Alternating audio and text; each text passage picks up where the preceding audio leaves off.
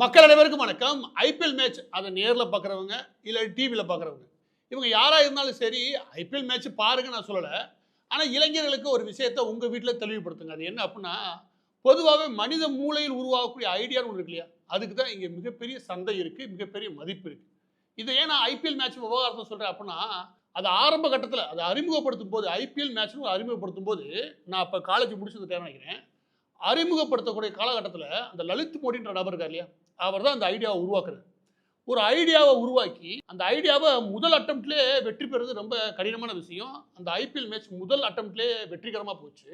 அன்றைய தேதியில் சுமார் 1000-2000 கோடி மதிப்பில் அது இருக்கும், அவ்வளோதான், அதுக்கு மேலே போகாது. ஏன்னா கிரிக்கெட்டுக்கான வேல்யூன்றது அவ்வளோதான்டாங்க. இன்டர்நேஷ்னல் இருக்கக்கூடிய எல்லா கிளப்பையும் விட மிகப்பெரிய அளவில் வருமானம் பார்க்கக்கூடிய மிக முக்கியமான கிளப்பாக மாறி இருக்கு ஐபிஎல். இதனுடைய மதிப்பு, அதனுடைய பிராண்ட் மதிப்பு மட்டும் சுமார் 98,000 கோடி. யாரும் எதிர்பார்க்காத அளவுக்கான வளர்ச்சி. ஒரு பிராண்டோட வெளி 98,000 கோடி. இப்போ இளைஞர்கள் அதுலேருந்து ஆக்சுவலி என்னதான் புரிஞ்சுக்கணும் அப்படின்னா, கிரிக்கெட் ஒன்று விளையாண்டுருக்காங்க, அது அப்படியே அதுலேருந்து ஒரு ப்ராடக்டை டிசைன் பண்ணுறது இல்லையா, அதுதான் ஐடியா.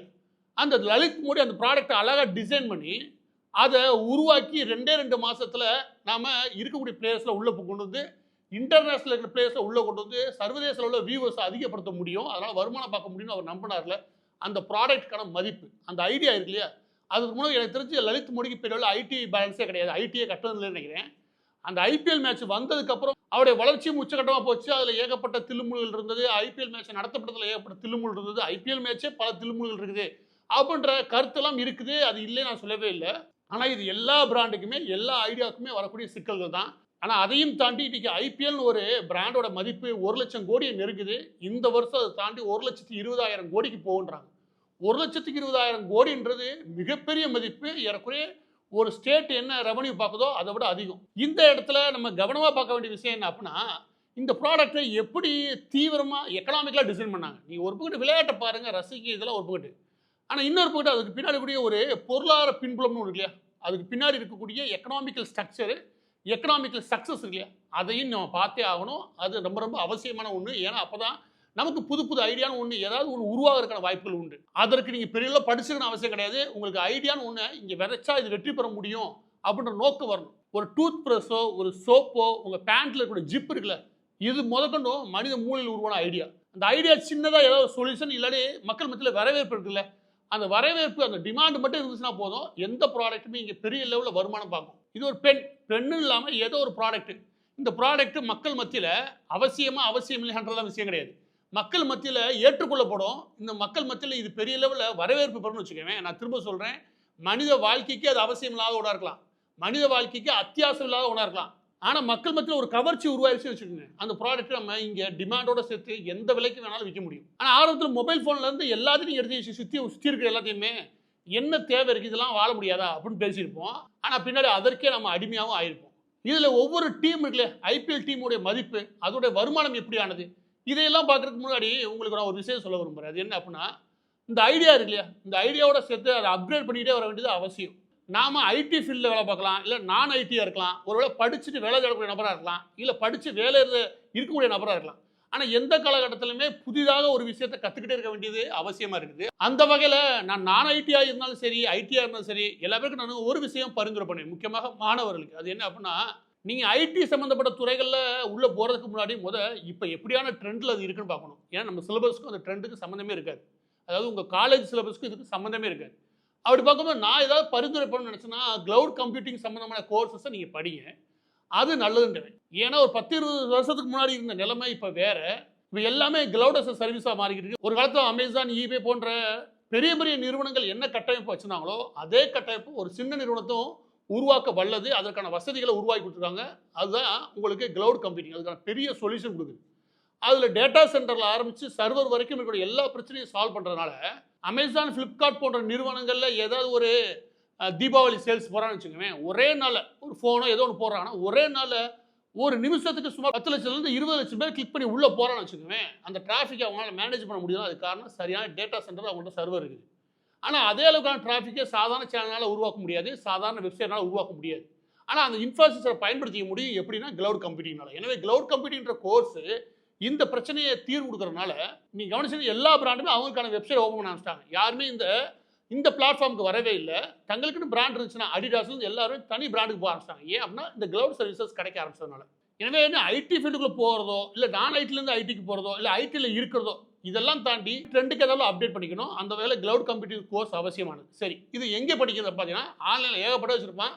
இருக்கிற எல்லா கோர்ஸும் நடத்துவானுங்க. எல்லாத்துக்கான வீடியோ அப்லோட் பண்ணி வச்சுருப்பானுங்க. அதுக்கு ஒரு 10,000 5,000 கட்டி வச்சுக்க அந்த வீடியோ ஃபுல்லாக பார்க்கலாம். இந்த மாதிரி படிக்கிறதுல எனக்கு எப்பவுமே உடன்பாடு கிடையாது. எனவே ஆன்லைன் கோர்ஸை பொறுத்த வரைக்கும் இந்த மாதிரி ஆல்ரெடி அப்லோட் பண்ண வீடியோ பார்க்குறது இல்லையா, அது எனக்கு ஈடுபாடு கிடையாது. எப்போவுமே லெக்சர்ஸ், அதாவது அந்த ஃபீல்டில் இருக்கக்கூடிய நபர்கள் உங்களுக்கு சொல்லித்தர நபர்களாக இருக்கும். அந்த வகையில் நான் ரெக்கமெண்ட் பண்ணேன்னா கிளவுட் கம்ப்யூட்டிங் மட்டுமே நடத்தக்கூடிய, வேறு எந்த கோர்ஸ் நடத்தல, கிளவுட் கம்ப்யூட்டிங் மட்டுமே நடத்தக்கூடிய ஈகாஸ் கிளவுட்ன்ற ஒரு யூகே கம்பெனியை நான் ரெக்கமெண்ட் பண்ணுவேன். அந்த நிறுவனம் இந்தியாவிலேருந்து போய் யூகேல வெற்றிகரமாக இருக்கக்கூடிய நிறுவனம். அங்கே 3-4 லட்சத்துக்கு நடத்தக்கூடிய கோர்ஸை இங்கே மாணவர்களுக்கு 35,000 நடத்துகிறாங்க.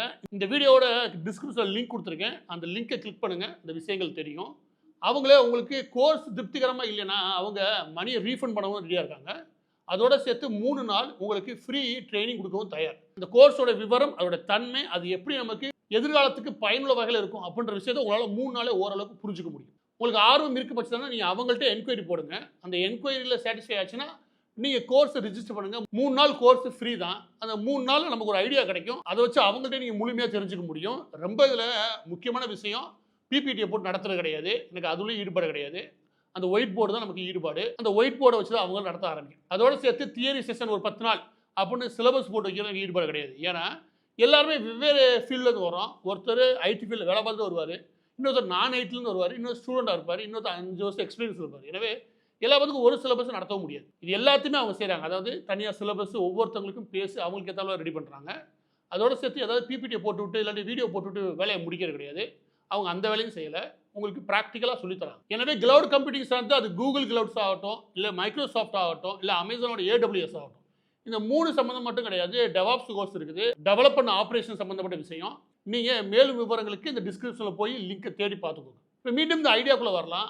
அப்போ ஆரம்பத்தில் ஒவ்வொரு டீமோட காஸ்ட் இல்லை 50 60 கோடி அப்படின்னு சொல்லும்போது இவ்வளோ ரூபாய் செலவு பண்ணி என்ன அதுலேருந்து வருமானம் பார்க்க முடியும் அப்படின்னு நினச்சி நிறைய பேர் உண்டு. அதில் சூப்பர் ஸ்டார் ரஜினிகாந்த் அவர்கள் முதல் உண்டு. ஏன்னா பலரும் நினைச்சாங்க ஆல்ரெடி போதும் கிரிக்கெட் விளாட்றாங்க, இது என்ன வந்து சக்ஸஸ் பண்ண போகுதுன்னு அப்போ நினச்சிருந்தாங்க. ஆனால் இன்னைக்கு நம்ப முடியாத அளவுக்கு ஒவ்வொரு டீமும் வருமானம் பார்க்குறாங்க. ஏறக்குறைய சிஎஸ்கே பொறுத்த வரைக்கும் சுமார் 680 கோடி ரூபாய் வருமானம் பார்க்குறாங்க ஒவ்வொரு முறையும். இருக்குல்லே அதிக வருமானம் பார்க்குறது சிஎஸ்கே, அதுக்கப்புறம் மும்பை இந்தியன்ஸ், கொல்கட்டா, இவங்க தான் அதிக வருமானம் பார்க்குறாங்க. 680 கோடி, 620 கோடி, 600 கோடி.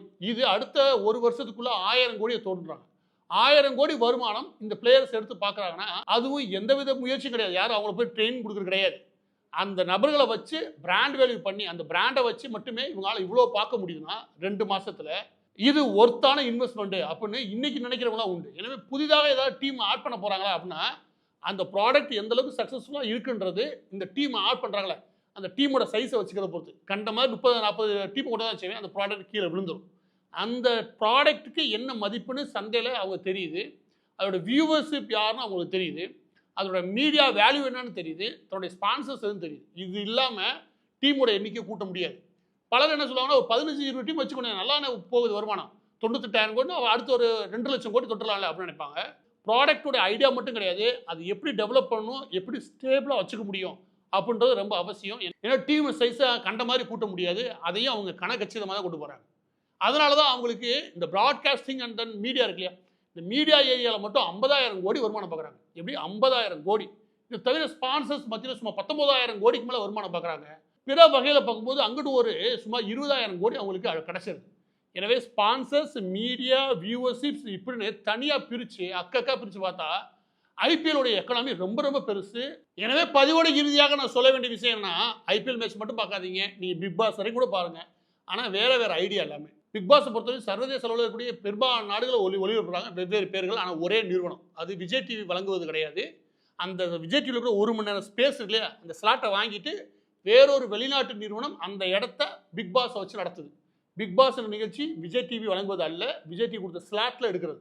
அந்த ஸ்லாட்டை விற்றுட்டான், அந்த பிராண்டை வச்சு அதை உள்ளே கொண்டு வந்து அதில் ஒரு சச்சரவுகளை உருவாக்கி அதை ஒரு ப்ராடக்டாக மாற்றி விற்கிறான் பாருங்க. ப்ராடக்ட் சும்மா பொருள்களை உற்பத்தி பண்ணுறது மட்டும் கிடையாது, மனித மூளையில் உருவாகக்கூடிய ஐடியா இருக்குல்ல, அதை வருமானமாக மாத்திர செய்யும். ஆக ஐபிஎல் மேட்ச் பார்க்கும்போது பாருங்க, அதோட சேர்த்து கூடுதலாக பின்னாடி இருக்கக்கூடிய எக்கனாமிக்கல் ஸ்ட்ரக்சர் இருக்கு இல்லையா, அதோட வெற்றிகரமான அந்த ஸ்ட்ரக்சரை பார்க்கறது உங்கள் எல்லா பேருக்கும் ஆரோக்கியமான ஒரு விஷயம்.